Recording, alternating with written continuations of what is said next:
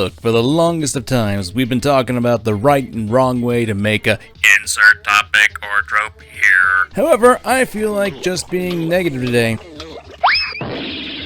So today we're going to take some time and talk about villains that are wasted potential. This can be said for a lot of villains, since at times you can have villains with awesome designs or concepts, and then they're just thrown to the trash. This can be because of time constraints, issues with the story, or just plain bad writing. So let's get on. And spoilers for the following games and pieces of media. Yeah, we're going through a lot today, folks. It's game time. I'm MangaKamen, and let's begin.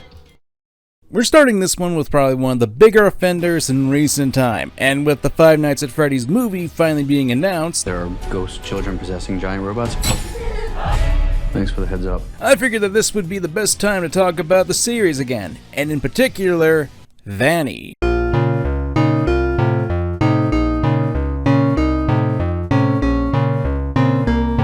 Fucking embarrassing. So, Security Breach was quite the mixed bag when it released, and I'm not gonna lie, while I liked some of the ideas the game presented, I'd have to say that I had a lot of issues, and it made it hard for me to say that I liked it. Probably one of the biggest issues was the main villain, Vanny. To explain what I'm talking about, we need to go back a little bit. Back to the trailers of the game, where we get to see Vanny being teased as the main villain. I mean, she's literally front and center in the beginning of that trailer, as well as us getting voiced lines that could lead to some interesting plot points, with the alter ego of Vanessa playing as security guard and alluding to some darker themes and possibilities for the story of the game. Hell, in the Obey poster, we see Vanny with an actual knife. Same with the leaked poster too. Kinda gave the vibe of a serial killer going on. I mean, can you say that you trust a woman with a mask like that hopping towards you with a knife? That just screams all sorts of, do not engage! Now, I know there's evidence that supports and denies that Vanny and Vanessa, the security guard you encounter in the game a few times, are the same character, but both are criminally underutilized in the actual plot of Security Breach. And I've raged on the boss fights of the game before, but there's nothing like that with Vanny either. Hell, you could even argue that we got more information about the character from the teasers and the AR leaks than the game itself. Security Breach had a lot of potential and it was squandered, such as having cutscenes and story elements that ultimately didn't get used in the main game. I may have lost my temper earlier, but it was just a glitch. Man, that line is especially ironic considering this. Freddy, please. Oh my god, no! Not like this. Not like this. Please. Give me in. Freddy! Freddy, you bitch! Freddy! Really, the potential that was squandered with Vanny comes from the concept, since you got someone who's being manipulated by Afton to resurrect and continue with his will to kill.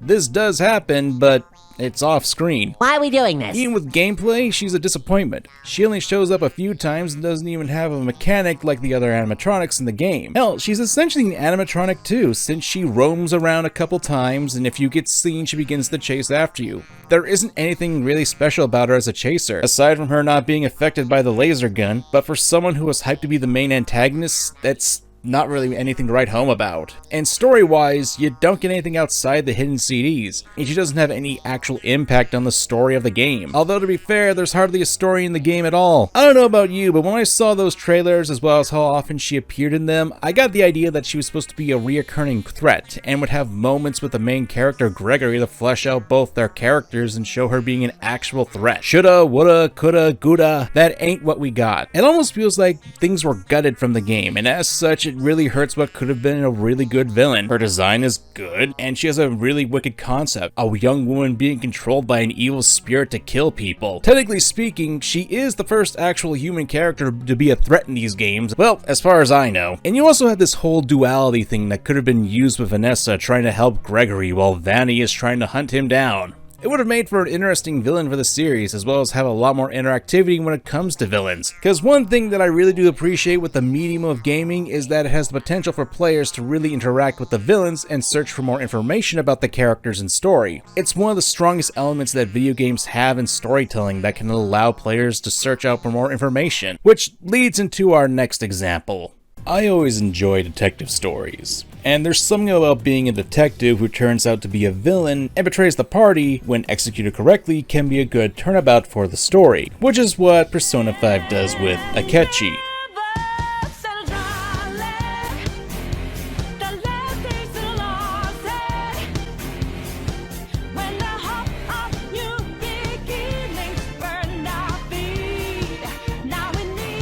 to be straight up, I like Akechi. I don't! I know that a lot of people don't, especially in the original iteration of Persona 5, and I think that's one of the reasons why a lot of people believe that Akechi in the first game isn't all that great of a character, because people often conflate liking someone as a character and liking them as a person when there's two different things. Like, I saw a lot of people saying that the Phantom Thieves were forgiving Akechi when no, they never did. We also get a lot of people who think that if you like a villain, that means you share their ideas and motivations.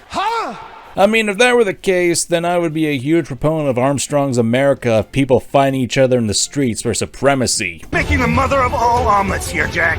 Can't fret over every egg. Let's talk about a couple things about Akechi here, and note that a lot of my criticisms will be levied at the first iteration of Persona 5, but we'll touch on Royal too. We're introduced to Akechi rather early on, but don't really get to interact with him until after the second palace. We've seen him here and there a few times, but it isn't until the TV station that we can actually interact with the character and he becomes a confidant with us. And progressively through the story, we'll run to Akechi. Each time with this interaction, he'll automatically upgrade his confidant. And this is where we come to the biggest issues that I and others have with Akechi's writing. Let me put it like this. There's only two other characters who have automatically increasing social links, Morgana and Sei Nijima. And that's because both these two are pretty relevant to the story and how it's set up. The game already set a precedent for the characters who gain confidant ranks who aren't really part of the norm with other confidants. So the game kinda telegraphs that Akechi is already going to be a major character within the narrative, and the story unfortunately spoils that, which sucks because we know for a fact that in Persona 5 Royal, Akechi's story does work a lot better, especially since we get a much more personal story between Akechi and Joker, which pretty much ends with Joker and Akechi promising to continue their duel between each other. Not to mention, it also adds a lot more character to Akechi, and you have to actively search out Akechi so his confidant rank wouldn't rise automatically.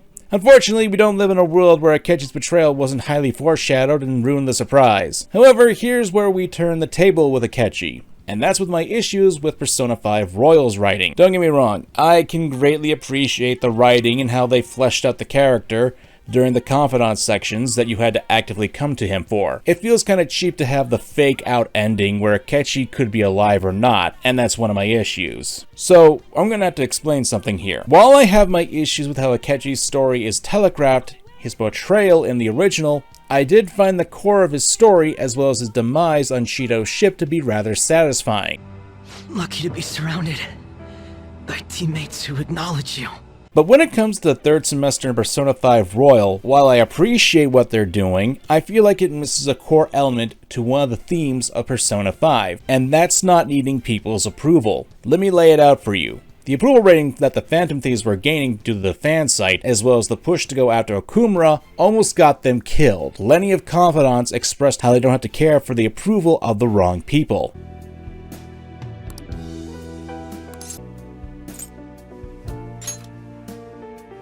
You're right. And Akechi practically dies trying to please Shido. Sure, it's to get close to him and ruin the man, but he still needed Shido's approval at some point or another.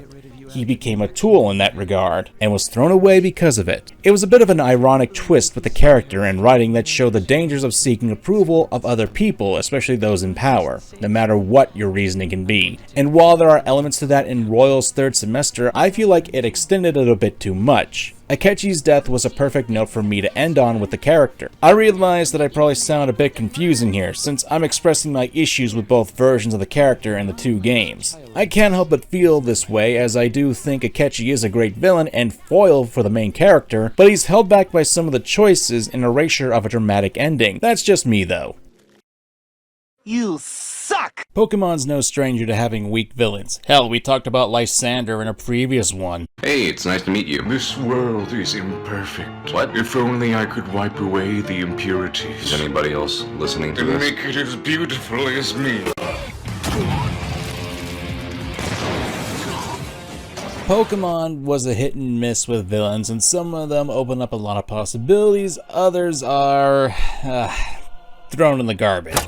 And probably some of the most wasted potential would be with Chairman Rose from Sword and Shield, which sucks because he isn't exactly standard fare for Pokemon villains. He's not the leader of an evil team, he's a chairman of the Galar Pokemon League, the president of the Macrocosmos Corporation, and technically a leader of Galar. Plus, he's got an undercover outfit that's just plain goofy and really humanizes him. There. Sure glad I don't look stupid in this. I dig it. You can also argue the guy isn't your typical take over the region / world by using the legendary box art Pokemon. What I'm saying here is that there's a lot you could work with him as an antagonist and villain, because some of the best villains are the ones that make you think, and while they are ultimately wrong, they can have a point in their favor. See you again, Senator Armstrong. Don't fuck with this, Senator! However, with Rose, while I can see where he's coming from, his motivation is a little skewed. For those who don't know what I'm talking about, Rose's goal is to harness the energy of Eternatus to provide energy for Galar in order to avoid an energy crisis. Now, that's all well and good. However, there happens to be a bit of an issue with that, and that the energy crisis wouldn't happen for another 1,000 years. A lot of people will point out the absurdity of that time frame, and yeah. While that may be the case, sometimes there will be a point of no return, especially when it comes to environment.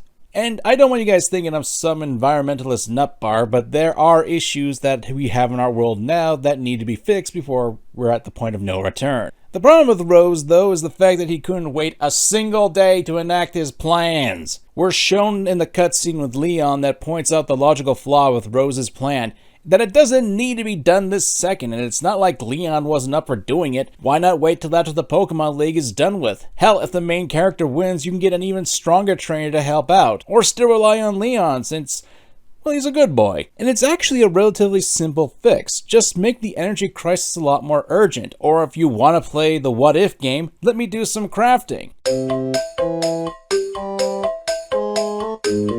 Imagine, if you will, that all of Galar has already been using Eternatus' energy to power the region, maybe for a number of years, and Rose had kept this secret from the public. However, Eternatus has been slowly breaking free from its slumber, and that's why G-Max Pokemon are appearing all over the region.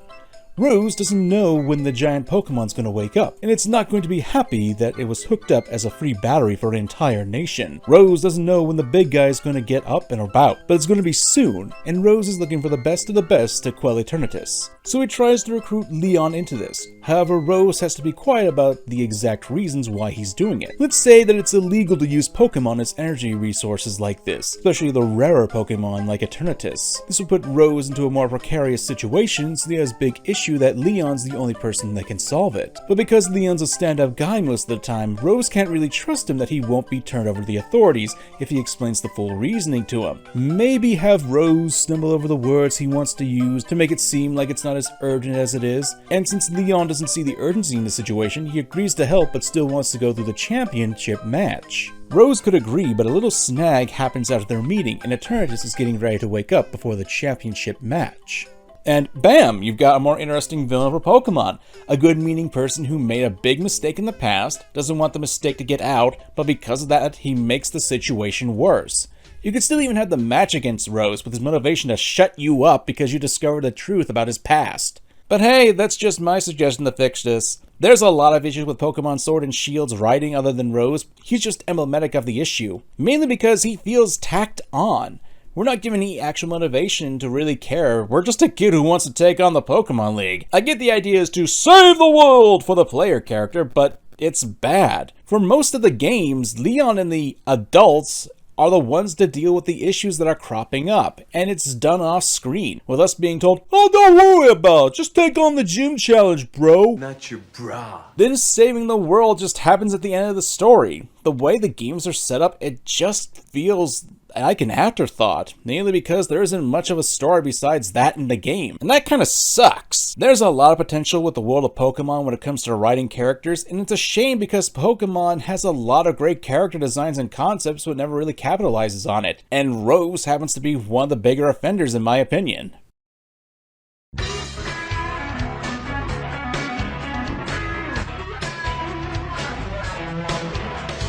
I was originally going to have a pretty big video talking about the remake of Resident Evil 4, but it kind of got lost in creation. I'm still waiting on it at the moment. I have no idea when it's coming out at this point, and I apologize for that. No thanks, bro. That being said, I've been wanting to talk about one of the biggest issues with the game for a while, and it's the villains. What a touching moment we have here.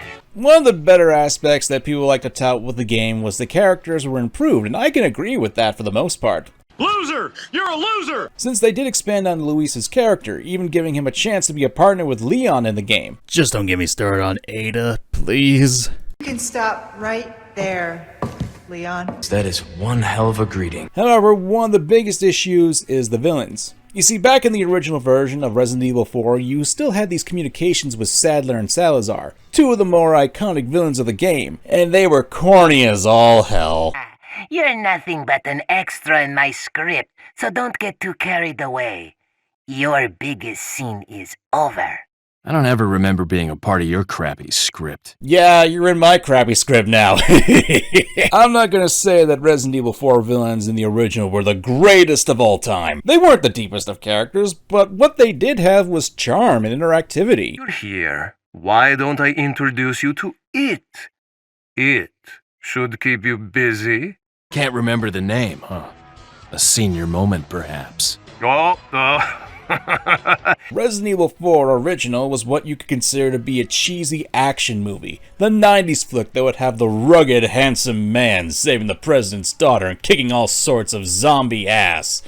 Oh wait, they aren't zombies in this. Right. The game knew what it was and capitalized on it by making its villains cheesy as all hell, and the fact that you were able to see them interact with Leon allows you to get more screen time with the villains, as well as see their personalities. It was also entertaining as all heck, and even outside the radio transmissions too.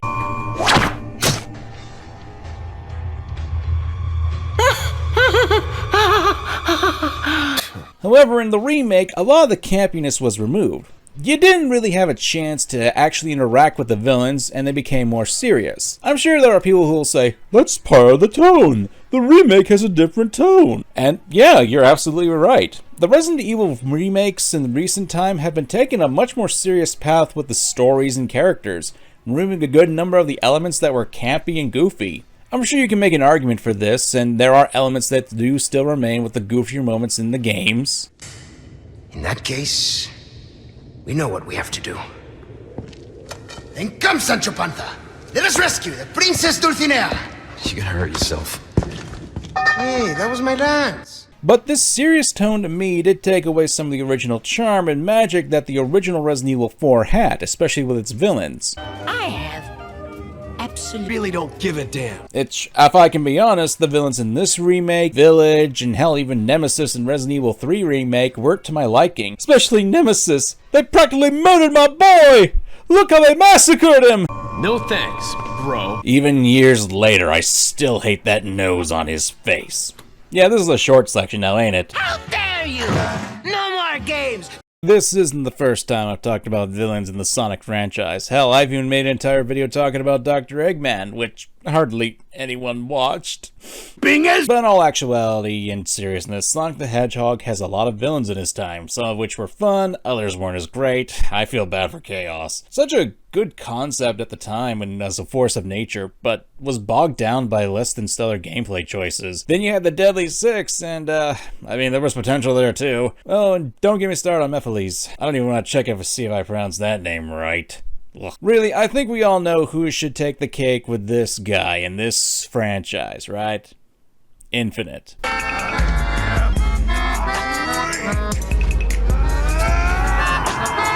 Let's not beat around the bush. Sonic Forces, not that great of a game. Just looking at this character design, you can feel yourself cutting your finger on the edge. Not that that's a bad thing. While the internet has tainted the term edge, we still need to have our hardcore edge cases, especially with villains. The basic concept for Infinite isn't the issue for him, it's the execution that matters here. To give context, this guy has the power of a gem called the Phantom Ruby, which essentially gives him the ability of creating virtual realities to interact with the real world. They're technically illusions and are supposedly to make him an all-powerful being, and narratively speaking, Sonic Forces tries to make that work, since he does defeat Sonic and helps Dr. Eggman take over the world, but when the actual game begins, that's when the issues start to rise. We're told that Infinite is the strongest in the world thanks to his power, but it's never actually proven in actual gameplay. Oh, cutscenes for sure, but his biggest accomplishment, defeating Sonic, is undermined almost immediately in the coming chapters. I mean, Sonic does escape and gives me a taste of his podcast. I guess anyone who crosses Eggman gets a one-way trip to space. No way I'm sticking around here. There's nothing to run on. Ugh. Look, you got a character who can essentially bend reality, but doesn't really do anything with it. He could supposedly crush the main cast in the blink of an eye, and doesn't do anything. It's hard to take a character as a threat when they keep losing to the player again and again and don't have any actual wins. You're not worthy of being defeated by me. Dude, I just kicked you and your stupid cubes all the way to Timbuktu and back. What the hell are you going on about? It gets even worse when a constant element of video game writing happens. When you're able to defeat a character in gameplay, but then they beat you in a cutscene. It's probably one of the worst tropes in gaming that I personally dislike, and I've defended tropes in the past, so you know that when I express my dislike for a trope, know that I don't say that lightly. Then I'll probably be taken out of context sometime in the future. Oh well, great. Then again, we're talking about modern Sonic. There are issues with the writing. I'm not saying that the game about a blue hedgehog who eats chili dogs is on the same level as Shakespeare, but that doesn't mean you can't have decent writing for your characters. I grow tired of the whole, it's a cartoon or game, why are you so invested in the writing, are you a freak? Because it's a creative endeavor, and whether you like it or not, it's art. And people can have different emotions and reactions to characters and story beats. Just because you find it immature, that does not mean it is. The problem is that people won't actually take these stories seriously. They won't accept these kinds of characters because a lot of people don't put effort into them. You can still have compelling characters and stories with games like Sonic and other cartoony games. Hell, one of my favorite games in the past few months was Spark the Electric Jester 3,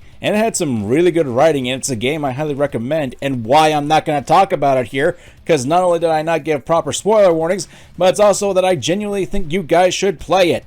Go buy and play it. Damn it.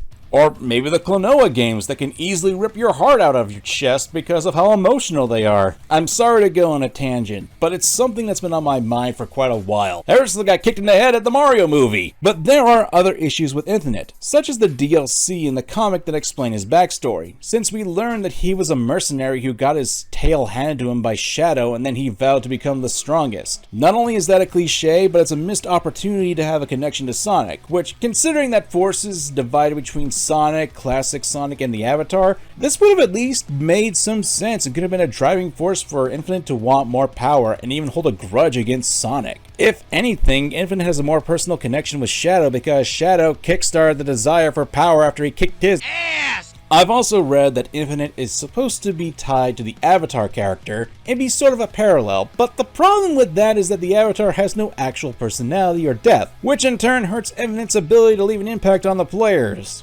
And as such, it makes Infinite a pretty disappointing villain.